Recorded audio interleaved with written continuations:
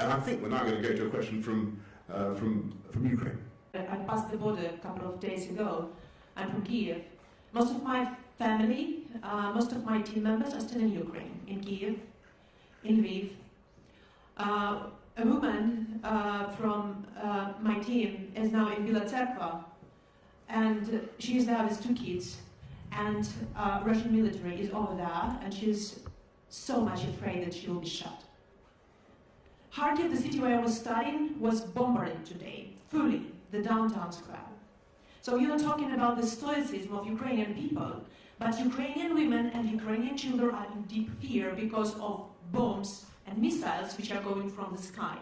And Ukrainian people are desperately asking for the West to protect our sky. We are asking for the no-fly zone. We are saying in response that it will trigger World War III. But what is the alternative, Mr. Prime Minister? To observe how our children are, instead of planes, are protecting NATO from the missiles and bombs? What's the alternative for the no-fly zone?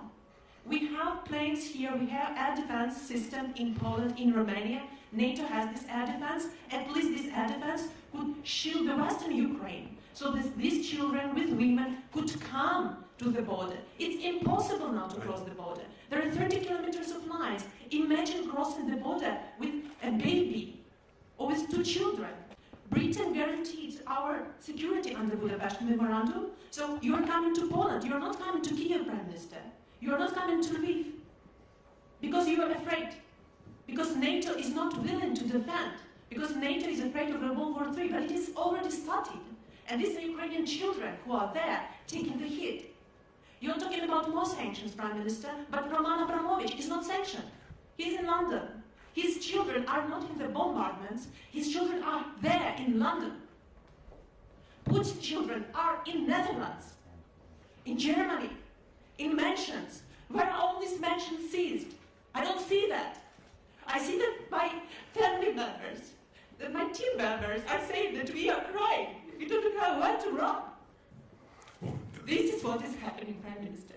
Well, thank you very much for your questions, and thank you for getting here today. And I'm glad that you have been able to get here. And look, I just want to say that I'm acutely conscious that there is not enough that we can do as the UK government to help in the way that you want. And I've got to be honest about that.